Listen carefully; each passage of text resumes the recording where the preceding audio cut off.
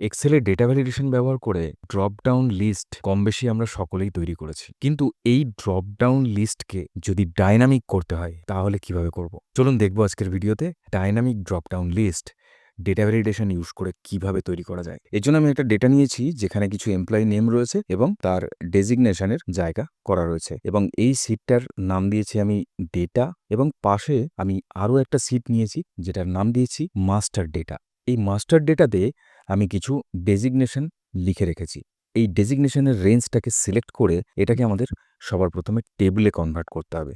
এর জন্য আমরা কিবোর্ড থেকে কন্ট্রোল টি প্রেস করে ওকে করে দেবো, তাহলে এটা টেবিলে কনভার্ট হয়ে যাবে এবং ওপরে দেখুন টেবিল নেম দেওয়া রয়েছে টেবিল 3।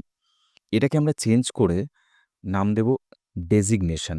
এরপরে আমরা চলে যাব ডেটা শিটে। ডেটা শিটে এসে ডেজিগনেশনের যে সেলগুলো রয়েছে সেই সেলগুলোকে সিলেক্ট করে নেব। করে নেওয়ার পর এরপরে আমাদের চলে যেতে হবে ডেটা ট্যাবে। ডেটা ট্যাবে গিয়ে ডেটা ভ্যালিডেশনে ক্লিক করব। ক্লিক করার পরে অ্যালাউতে গিয়ে আমাদের সিলেক্ট করতে হবে লিস্ট। এরপরে চলে যাব সোর্স। সোর্সে আমাদের লিখতে হবে equal to indirect bracket open double quote open. এরপর টেবিলের যে নামটা দিয়েছিলাম ডেজিগনেশন সেটা এখানে লিখে দেব, ডাবল কোট ক্লোজ করব, ব্র্যাকেট ক্লোজ করব, ওকে করে দেব। এতে আমাদের ড্রপ ডাউন লিস্টটা তৈরি হয়ে গেল।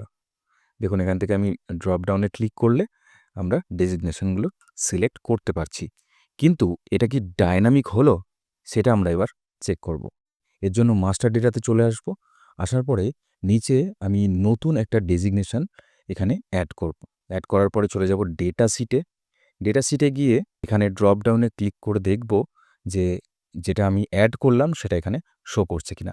দেখুন অ্যাকাউন্ট অফিসার দেখাচ্ছে যেটা আমি এখনই অ্যাড করলাম।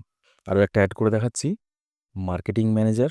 দেখুন এই ড্রপ ডাউনে মার্কেটিং ম্যানেজার যেটা অ্যাড করলাম সেটাও কিন্তু এখানে আপডেট হয়ে গেছে। তো এইভাবে ডেটা ভ্যালিডেশন ইউজ করে ডায়নামিক ড্রপ ডাউন লিস্ট খুব সহজেই তৈরি করতে পারবেন।